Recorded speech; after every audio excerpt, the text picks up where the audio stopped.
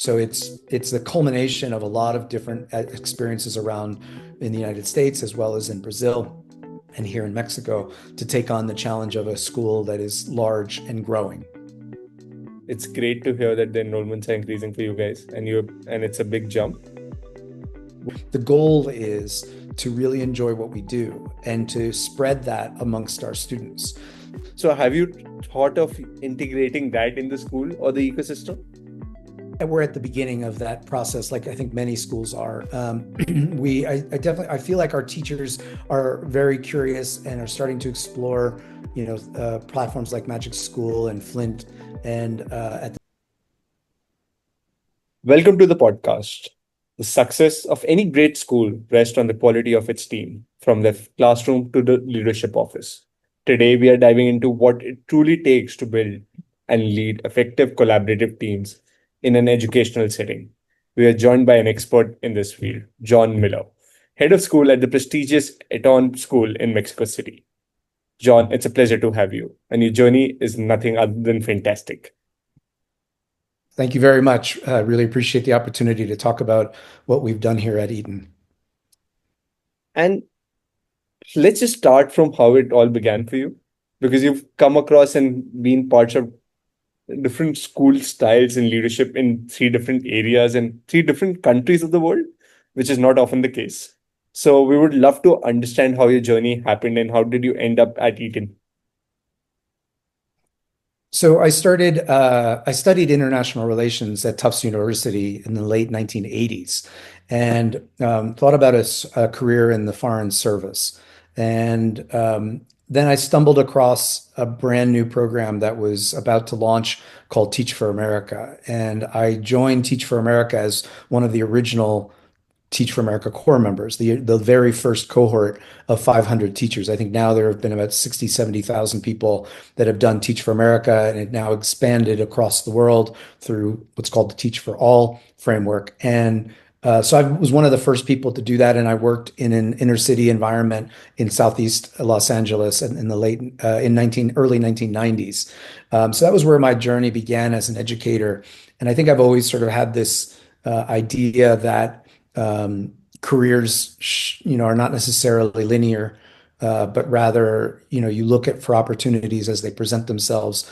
And so I worked in both private schools. I've worked in public charter schools in the United States. I've worked in international schools the majority of my career, including um, uh, a couple of stints here in Mexico, three stints actually, and a small stint in Brazil. So I think each school has given me an opportunity to learn sort of some of the things that I think are important and some of the things that I think are not so important. This school, I've just completed 4 years as the head of the Eton School here in Mexico City, which is a large private international school that was acquired by Nord Anglia Education back in 2021. The previous director, actually two directors, it was the mother who founded the school in 1990. Her daughter took over when she passed. And then when she was ready to retire, she sold the school to Nord Anglia. And that provided an opportunity for me to come in as head of school in June, July of 2021.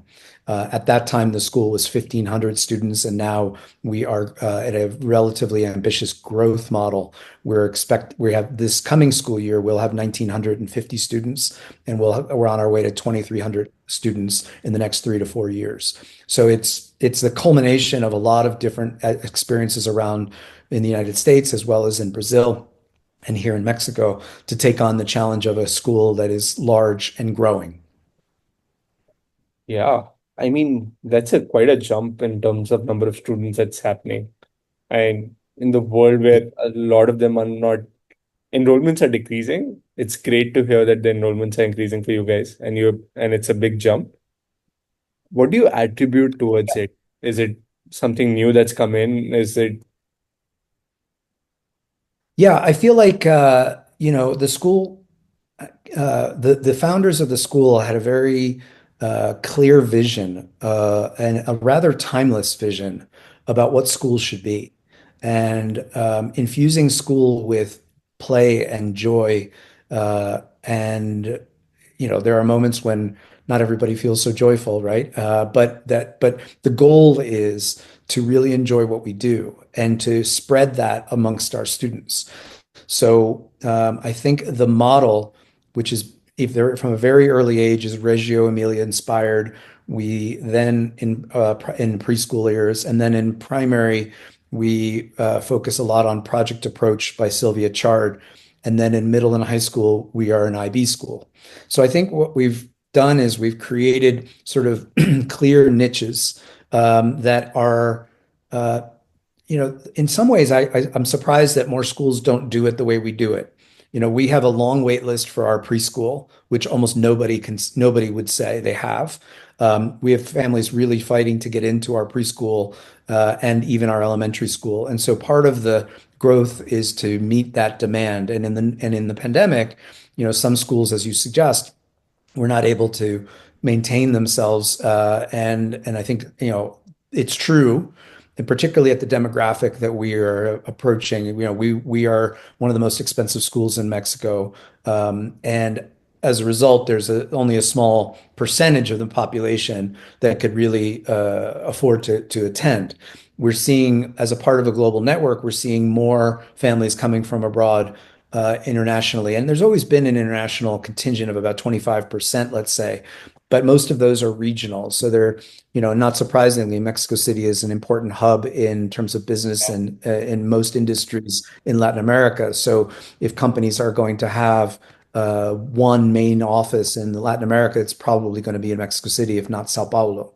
And as a result, we have families that come to run those companies from Mexico City. And they might come from Colombia, they might come from Peru, they might come from Ecuador, but they come to Mexico City. And when they come, the city really has everything. And I think it is an exciting place to live, to be honest. And it really has an appeal for a lot of expats from smaller Latin American countries. So what we find is that people come here, and sometimes they're here for a couple of years stint and then they get moved somewhere else. But more often than not, they end up making Mexico City their home. It's so convenient for so many reasons. And I think that that's helping us become more international. So I think that's also helping us grow.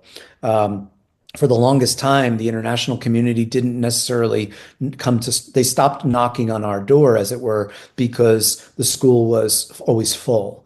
And for many, many years, particularly in the early years and the elementary. And now what we're seeing is that we've actually, with the growth, we're able to attend and have new families come in. And that's wonderful, but it also provides certain challenges for us. I mean, I would love to delve more into that piece itself because it's quite interesting. Have you increased the number of facilities that you guys have? Have you increased the buildings that you have? Would those challenges be inculcating different cultures, programs, which you earlier did not have, specifically catering to this larger pool of audience? Yeah, I think, well, what happened was the part of Mexico City where we're located, the main campus, we have two smaller campuses that house our early years program currently. And then we have our main campus, which is in what's called the Santa Fe neighborhood in Mexico City, which is on the western side of the city. And it's a very cosmopolitan, very global part of the city that was built maybe 35, 40 years ago. It started to develop in order to cater to international families. And a part of this neighborhood is zoned for schools. So literally next door and next to that and across the street and down the block are all schools. And the only thing that can be built on this land is schools. One of those schools we acquired, or we're in the process of formally acquiring after the pandemic, precisely when we saw the need to grow and the opportunity that it would bring us. So we have remodeled. We're in a 3-year, 4-year plan to remodel 3 buildings that exist on that site, and it's literally next door. So that was a golden opportunity for us to be able to grow in an relatively easy way. So we've remodeled the largest of the 3 buildings. We are in the process of finishing the remodel on the second building. And then we will do the third building and ideally build a gymnasium sports hall on the same piece of property. That property also had a couple of football pitches or soccer fields, and so that has been able because we have a very strong extracurricular program in the afternoon with almost 1,000 students that stay after 2 days a week in order to take advantage of different types of activities, including sports and technology and cultural activities. So having those additional facilities has been a godsend. So yeah, so that's I think the most important thing is that we needed obviously to expand our facility, and that has operational challenges and risks. But I think what we're trying to do is really spend a lot of time consolidating our operations, looking for greater autonomy, making sure that we have the leadership that we need in order to continue to maintain the high level of service that our families have come to expect. When we talk about why the school has been successful, there is a mindset here, a very, very, even no matter how big we are, there's still a very clear customer service mindset that we want to help parents understand why we do what we do. We want everyone who works here to understand why we do what we do, from our head of school down to our academic principals, to our maintenance staff, to our the folks that ride the buses every day. Everyone is supposed to be aligned in terms of what the school does. And that takes a lot of effort, but it's an incredibly important part of maintaining a high quality school is really looking at what is your essence and how do you make sure that everyone who works at the school has an understanding of what that means, so that there's no inconsistency. If a parent calls up and speaks to the receptionist and then speaks to the person in charge of transportation or the person in charge of the cafeteria service or the person in charge of security or the person who runs the middle school office, there should be this level of congruence across all of those. And some of these people actually are third-party vendors. So the transportation company and the cafeteria service are not employees of the school. But when we do training, we've worked it out with those companies that when, for instance, there's a day every month when students don't come to school, so there's no bus service, but we ask the bus people to come and we train them on how we talk to students because it's an important part of who we are, and it can be very difficult to maintain that level of congruence, but it's certainly there's an intentionality about how we train and what our expectations are for even third-party vendors that work with us. And I think this is a great segue to come to the different question.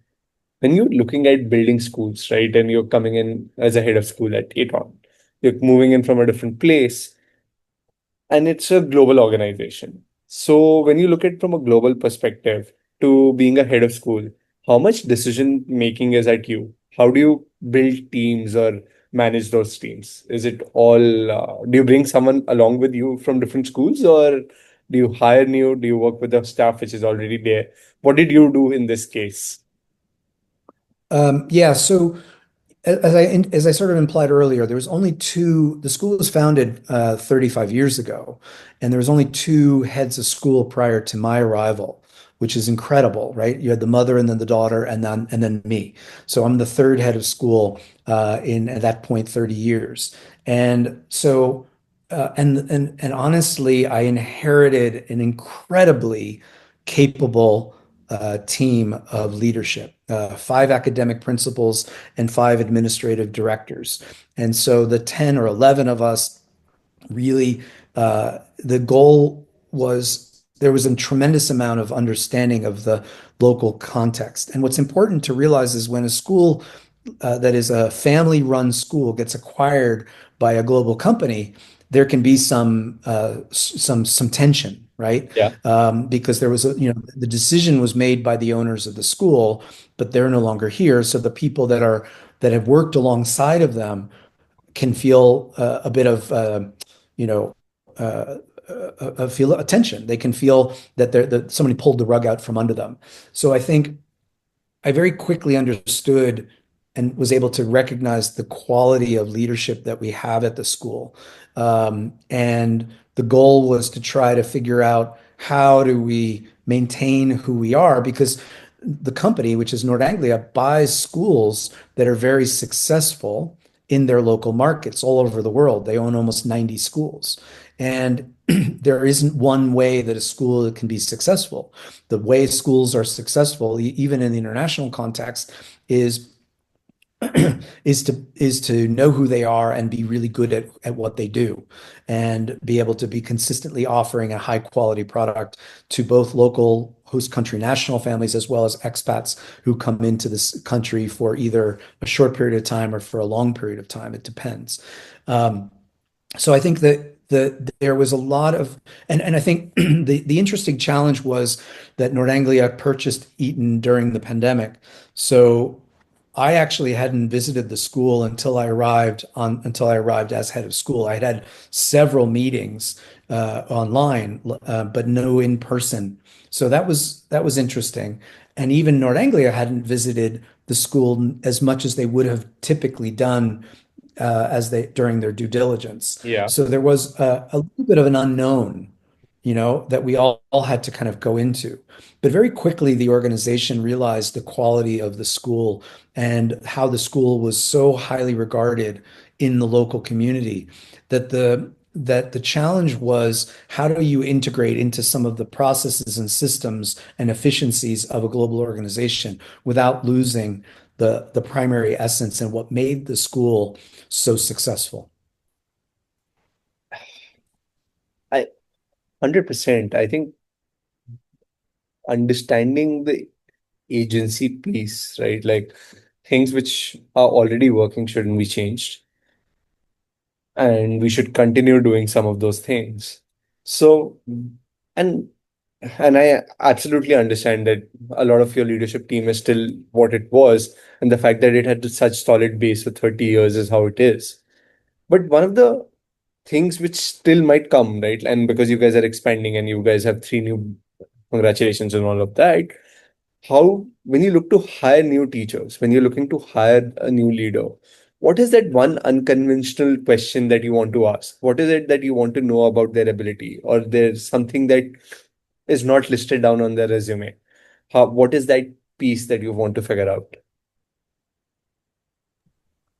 So this is before Eton, but I have a question that I'd like to ask people, which is about what they read. What are they reading currently? And it can be fiction, nonfiction, it could be related to their work or not.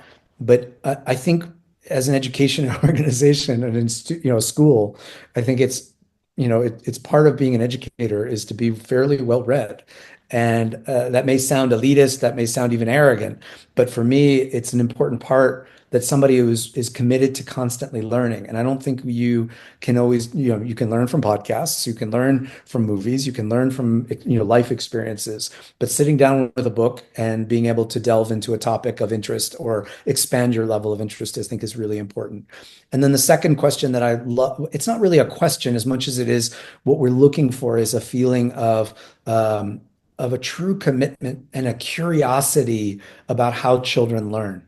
The Reggio and Emilia approach to learning starts with a respect, an absolute deep respect for children and what they already know when they are born, when they're as they from a very early age. We start our nursery students are less than 2 years old when they join us, and I wish you could come and visit and see what we do in the early years to try to exploit, in the best sense of that word, the natural curiosity of children and the languages of children. And language isn't only oral. Language is through action. It's through interaction with environments. So we create immersive learning environments, which has now become rather popularized, and yet we've been doing it for years. When I first arrived at the school, I remember um, I saw the inventory of projectors of LED projectors and there was certain spaces that had 5 or 6 projectors, and I couldn't understand why you would need that many projectors. And then I went to see they've created around the interests of the students. So the students they observe the students and see how they are playing, and they're interested in, maybe the jungle or the ocean. And then they create this environment by just simply projecting images and videos that are on a loop and watching what the children do.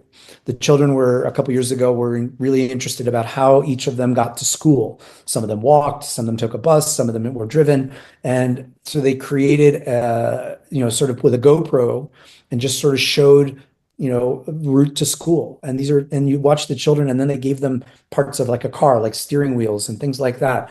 And the teacher's job is to document that experience. What questions do the kids have? What are their preconceptions about the way the world works? And so when you start doing that from an early age, you're really need teachers to be super hyper curious about how children make connections and Yeah. how you as an educator can facilitate those connections and a deeper and deeper understanding. That's what takes you to literacy. That's what takes you to numeracy. That's what takes you to technology. It all should stem in our mind from a really deep sense of curiosity. And not every educator has that interest. And it's a lot of work.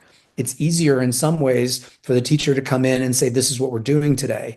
It's going to be a lot trickier for the teacher to say, "Okay, I have these academic standards that I need to meet." And at the same time, I'm not going to sort of ram it down their throats. I'm going to listen to the children and try to figure out how to use that natural curiosity that they have, that the students have, to try to connect them to the curricular objectives that I might have, that are usually based more on skills and abilities and than they are on content.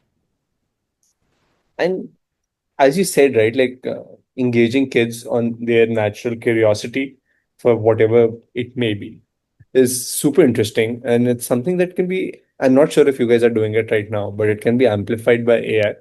It's something that we have been thinking about, and it's normally we teach to the mean of the class, right? Like we generally want to teach to the mean or the average of the class because you don't know where the kids are and that's what you teach.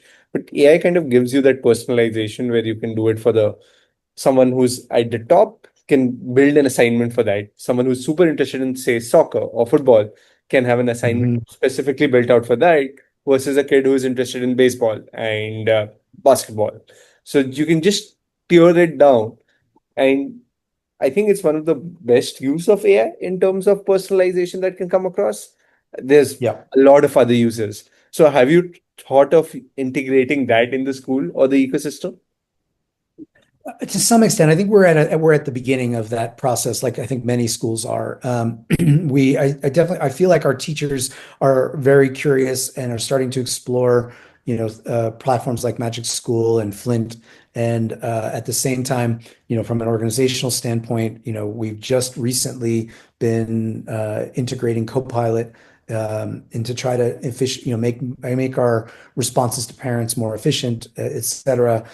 But I think there's a little bit of a resistance in two ways. I think again, we want to make sure that as we grow, I think parents are understandably concerned that the school could lose its essence and that personalization. So it's a little bit of a tricky piece, right? It's saying, can the AI really do what it would take, what as well? Can it do the communication piece as well? Maybe it can do it better.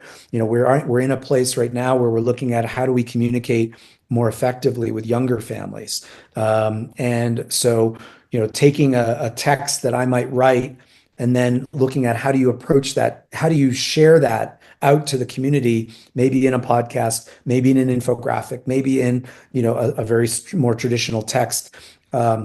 We are looking at other opportunities, and AI probably could help us be more responsive. On the student side, we're seeing, and I don't know if we're the only one, I don't think so. We're seeing parents increasingly concerned about the amount of screen time. A lot of us read Anxious Generation last year, and we actually ran a workshop for our parents talking about how do you use how should technology be used in the classroom? When is it really an effective tool, and when can it be less effective? When can it be a bit of a digital nanny, that takes care, that keeps the children quiet?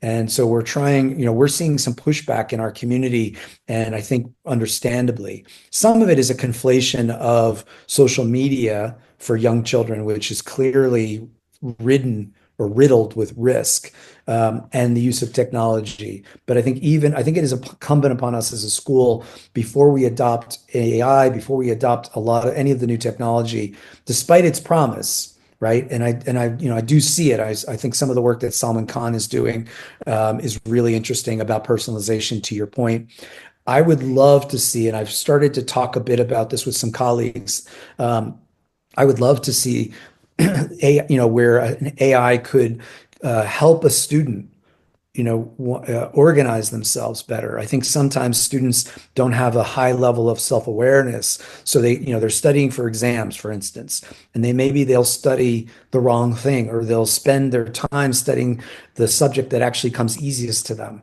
when their energy levels are at the highest. And then by the time they get to the things that are difficult, their energy levels are lower. So I've been sort of playing around with this idea and thinking about how you could use AI to help a student create a schedule that is based on, where the data is their grades, the data is the comments and feedback from teachers, and the data is even them self-reporting their energy levels and where, and they could put in their schedule. Maybe their schedule includes soccer practice, it includes, these other things that they're interested in, right? It should, so that then you could create a schedule like that would optimize the way they approach learning and the way they approach. I mean, that would be something that any one of us could use, in terms of, what do I do in the early morning when I wake up? What are some of the tasks that I leave for the evening?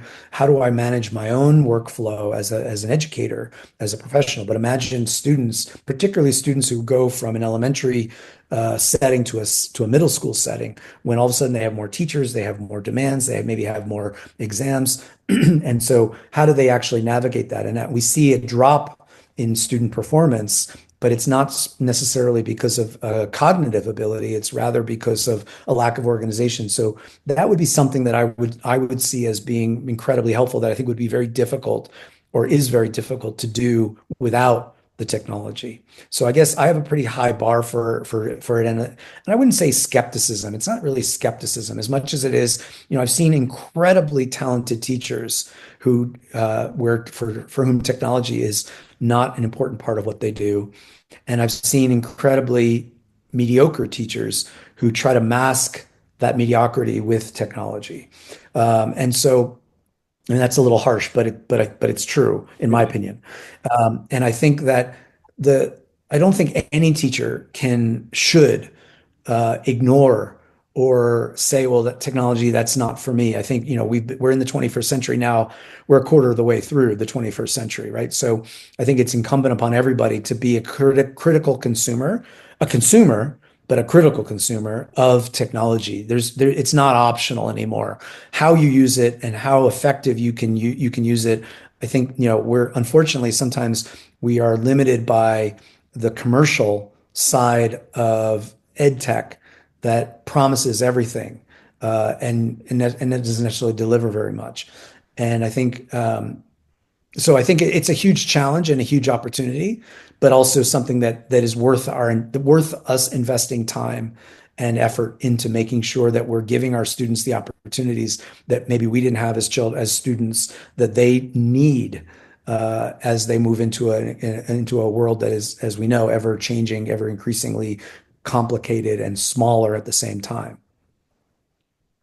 I heard three different things and I could relate with all of them. I think one of the beliefs that I have is strong beliefs loosely held. It's something which I heard somewhere that Yeah, essentially, if we're adapting or trying something new, I want to go full force in it. But I also want to keep my eyes and critical thinking lens on so that I can see what works and what doesn't. And yeah, and that's what I think most school leaders should be doing, is looking at all the tools which exist, because there, as you said, right, like there are far too many ed tech companies that exist and there are too many things which are happening without any tool being, and everything's changing. Everything's evolving so fast, specifically in this artificial intelligence side of things, that you don't want to stick to a tool that is obsolete 6 months later. You want to right. maybe even wait it out a little just to see who wins that war between Google and Microsoft and the big tech companies, like what's going to happen, or just be able to utilize all of them enough to give it back to the kids. And for even for kids, to utilize in a project sense. I think that's where it comes down to, because it gives them a purpose, it gives them an idea of how to engage in that tool. But that's my take, and and that's Yeah. uh, and that brings me to the other piece, right? Like, and it's something which we had heard about and we had read about you guys and what you guys do at Eton, is that the student teacher parent communication. It's We have heard it's the traditional method we already know about, how difficult it is, specifically for a two-member earning family and two-income households, how difficult it is to manage all of that. And I know you guys are doing something special on that. We would love to understand what that is and how do you expand on that. Yeah. So, as I said earlier, in terms of trying to encourage curiosity and owner and agency within our students, we this year piloted the student-led conference model in our middle and high school, and the results were outstanding.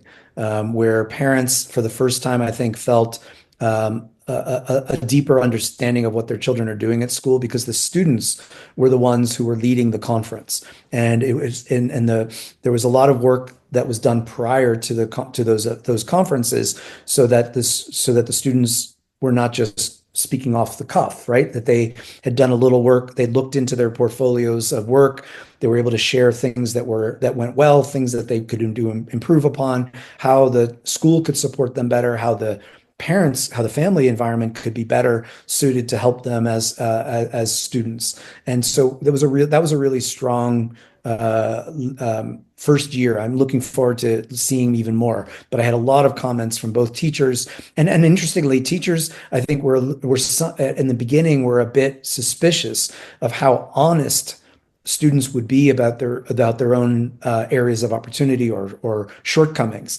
and they were incredibly impressed at the level of transparency and honesty that the students were able to manifest both in front of their teachers and their parents. So I think that was really where the buy-in started to happen. I think was when the teachers realized that sure, the students could be trusted to do this. There's really no reason why they wouldn't, I mean, and they can accept the fact that, as we all do. And I think if you create an environment where we're all learning, we're all trying to do better, we're imperfect, then I think that helps. I think the larger question, however, is about teacher, parent, student communication in general. And I think it's a really interesting thing for me to think about that, the parents pay the tuition, they love their children, and they send them off to school. And our interaction is primarily as teachers, is primarily with the students, not Yeah. with the parents. And then the student goes home and gives their impressions of what happened at school. It gives their impressions of things that they liked, that they didn't like, things they brought them joy, things that are frustrating to them. And then the parent comes into the school and advocates for their child, right? And sometimes that advocate that we're, sometimes we see parents advocating in an incredibly healthy, positive, constructive way, and sometimes in a very sort of destructive or accusatory or aggressive, toxic even approach. And so I start to think about what's the ultimate goal. And because we have these three-legged stool, right, with parents and teachers and students, and there's an imperfection, a really chronic endemic imperfection, because again, we're trying to communicate between three actors that don't spend a lot of time together, right? Hopefully the student spends a lot of time with their parents. They certainly spend a lot of time with their teachers, but the parent and the school don't, and the teacher don't necessarily spend a lot of time together. And when do they come together? It's usually in a crisis situation. It's when student is failing, when a student has behaved inappropriately, et cetera. So there isn't necessarily the trust that you need in order for that conversation to go well. There is an amazing book that I wish everybody would read called The Essential Conversation by Sarah Lawrence Lightfoot out of Harvard. And she wrote this book years ago. And it really helps deepen your understanding of the challenge of school home partnerships and communication. But I think ultimately what I'm proposing and what we're trying to do is look at how can we sort of help students understand in different developmental stages, right? So students at Eton can be here 16 years, from 2 years old to 18 years old. And as they grow, what we want to teach them how to do is become self-advocates. and to find the language that they can use both at school to advocate for themselves and at home to set limits and boundaries and engage their parents in a productive, supportive way. How does a parent, so I think it's up to the school to some extent. And this is where it gets a little innovative, despite the fact that it seems common sense.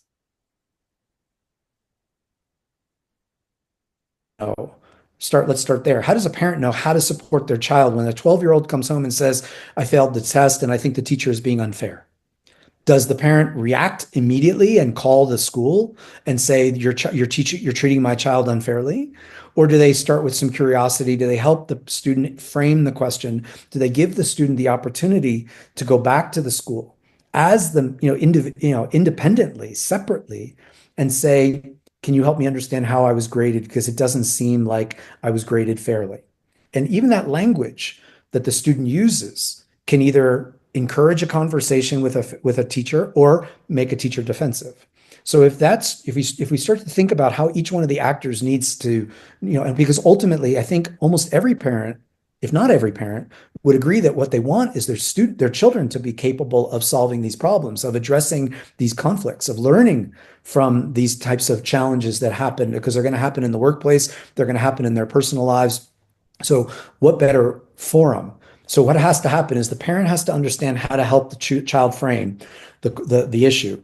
The teacher has to be responsive or be able to respond in an appropriate way and not try to get defensive, even when the student struggles with finding the right words, right? How does a teacher know how to receive that feedback and how to help that student understand how things were graded, why they changed their seat in the classroom, why they're not allowed to go on the field trip, et cetera? I mean, there are a variety of possible conflicts that can come about. So I think some of this happens organically, but I don't think it happens. I don't think we rely on it to happen organically. And the other thing so one of the things that we're doing next year is we're creating a portal for parents that we started as the school began to grow a couple of years ago. We created a mentoring portal for teachers. So as new teachers came in to make sure that they really understood. So we had current teachers give testimony. We had a couple of really senior sort of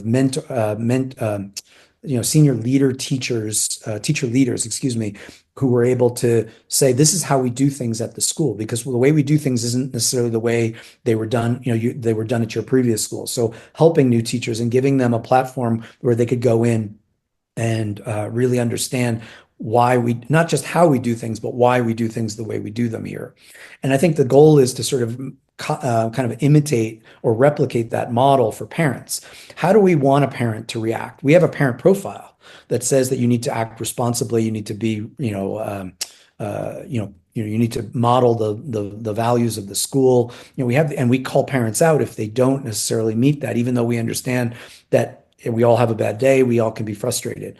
But we want to now sort of take it and say we have resources that are available, both, maybe online resources, maybe it's a podcast that we do amongst our leadership team, amongst our counselors. How do we help parents navigate the college process as their students go through high school? How do we help them as they become when they join the school for the first time? So there's a series of workshops that we typically run, and we've always run. Some of them we run online, some of them we run in person. But the goal now is to sort of capture those and create a database or an archive of these workshops that can then be available on demand for parents. Because what we're seeing is, that Mexico City is a huge city with a tremendous complexity in terms of traffic as well as work schedules.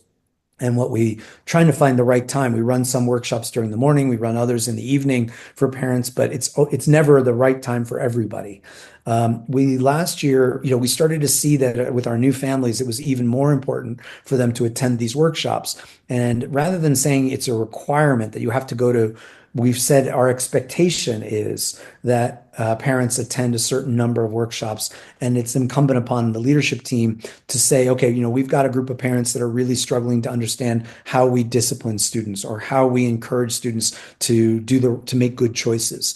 So here's a series of workshops that we would invite the parent to come to. And now we've been starting to log their entrance through a QR code so that then we can actually track that in our online parent portal, and see how parents are responding to the different workshops. Are these the right workshops? Are they meeting the demand, the needs? One of the things that we haven't done that we are starting to do is to survey parents after the workshop. How helpful was that? What's one idea that you would take away and try to apply at home? One of the things that we do across the school, but primarily in the early years and elementary, is the model called conscious discipline. And it's a very different way of parenting. It's a very different way of teaching and dealing with conflict. And a couple of years ago, we brought in Michelle Borba, who wrote a book called Thrivers. She also wrote a book called Unselfie. But the Thrivers mindset is really resonated with several of us. And so we brought that to the school, and we ran a very successful workshop here in Mexico City for educators. We also ran a workshop for teachers for parents that was, sold out. And Michelle's message, or Dr. Borba's message, is incredibly powerful about how do we not lose hope? How do we teach children resilience? How do we make sure that they are growing up with all of the necessarily soft or power skills that they need in order to be successful? I mean, couldn't love what you said more, starting from the fact that the people who pay for it are never the ones who are using the service. So I think that's where there's a benchmark to it. It's something which I made a note of, because parents pay for schools, but the kids are the ones who are using it, and their feedback can vary based on moods, can vary based on what's happening, can have a lot of hormonal changes, everything which is going through. Another kid bullying, or like any incident, right? Like having a fight with another kid. So there's too many variables that takes place. So having a Right. place to communicate what's happening and creating a bridge so that it's just not when things go wrong that you communicate is super relevant and important. I wish Yeah. more schools can do that. I love that idea. I love that idea, the image of a bridge. That's exactly what we're talking about. That's a better way to say it, because it really is, how do you bridge the life the child has at school with the life that they have at home? I like to say that parents, I like to say two things. One of them is, you as a parent know your child better than I'll ever know them, but I know more children than you'll ever know. And as a result, we have a very unique and opportunity to partner. And I can give you, as a parent, the context for how I see children at this age typically acting, responding, falling down and making mistakes. And you can help me understand, how does that apply to your child in your context? And the other thing I think it's important is that I do believe that every parent acts in what they perceive to be the best interest of their child. That isn't always in the best interest of their child, in my opinion, or in the opinion of the school, but they're trying. And so if we can equip them with language, common language that we all use, because I think sometimes, and when you're afraid, when any one of us is afraid in any context, in and outside of the school, we tend to find the words that are most inflammatory to describe our fear. So, we've had parents come in and say that their children were assaulted. Well, what they really mean is that they were, made to feel very uncomfortable, and that there was an inappropriate language or even an action that was taken that made their child feel unsafe, and that made their parent afraid for the safety of their child, either their emotional safety or their physical safety. And then we also, certainly can see where a parent might say, "Oh, well, the child's being bullied." That becomes very popular, that term. And Michael Thompson, who wrote Raising Cain, talks a lot about social cruelty. And so Yeah. it's not to minimize. I don't minimize that. I mean, we've all perhaps experienced in our young, as we were children growing up, to make how you can made to feel, how people can be unkind, to us, and it can become the norm to be unkind. And yet bullying is a very kind of hot, it becomes it stops a conversation, I think, when we try to assign a label, when we say instead, that was really unkind, that was really cruel what you said to that, said. And I think the other side of that, which people need to understand, is that as an educator, you can't shy away from those hard conversations with children and with parents about what the impact is, right? So we have impact and we have intention. So a child may say something, you're not understanding the level of impact. We all can say something. I could say something to you, Monique, and say, have the intention, a very honorable intent, but it could land in a very unfavorable way. It could have an impact because I don't know you well enough to know how you're gonna take the comment that I make. So reading a situation, part of what it means for, I think, for us to educate children is to be able to read those situations and understand, yeah, I still need to be apologetic even if my intention was as honorable as it possibly could be, if the impact was to make you uncomfortable or make you sad or make you angry, um, then I need to own that and learn from that and become more savvy, become better able to read a room, to be able to read an audience and understand how my language can be powerful and hurtful. We like to say this is the most simple thing that I've learned in the 4 years that I've been here, but it's so simple. But you say to a person, was it hurtful or was it helpful? Mm. Right? When you're talking about to children, it doesn't matter how old they are. You can say that to a high school, you can say that to an adult. So you just said something to me. Do you think that was hurtful or helpful? Oh, I think it was hurtful, but I need to say it. Okay, but recognize that it's hurtful, right? At least identify it as being a statement that isn't going to encourage a better dialogue. It's not going to help us solve a problem. It's a manifestation of your fear, of your frustration, of your anger, and that's on you. And so you're using hurtful language towards me when in reality, that isn't going to necessarily advance our cause. I don't take it personally, but it is important for people to recognize whether or not their language is helping a situation. Is it helping, you know, make find a solution, or is it simply manifesting or expressing, as I said, fear and frustration? And it really isn't going to hurt. It's hurtful. It's not going to make anything any better by using that type of language. And so I think, I was going back to this idea of how do you model that for parents? How do you teach parents? We have very young parents. I guess I'm getting older but I have parents that are younger than my children, right? And so when you reach that point, my own children, when you reach that point, you start to realize that your job is different. I was a head of school at the age of 30. So that was 25 years ago, right? So I've learned a lot in that time. And as a young educator, young leader, it's very different than now with the experience that I've had. And I think I've certain things I haven't changed at all, and other things I think have evolved and changed over time, as you would expect. And I think learning is lifelong. The fact that you, and I'm going to bring back the fact that you ask everyone should be reading. I 100% agree on that. I think if we keep learning, and if I could give one thing to all the kids that we have, that you should keep learning no matter which age group you're going to be, and they're resilient enough to do that, I think we're in a good space for the future. Sure, 100%. I couldn't agree more. Thank you so much. I have one last one sentence advice that I would want you to give. It was a question that was asked to us in the last podcast.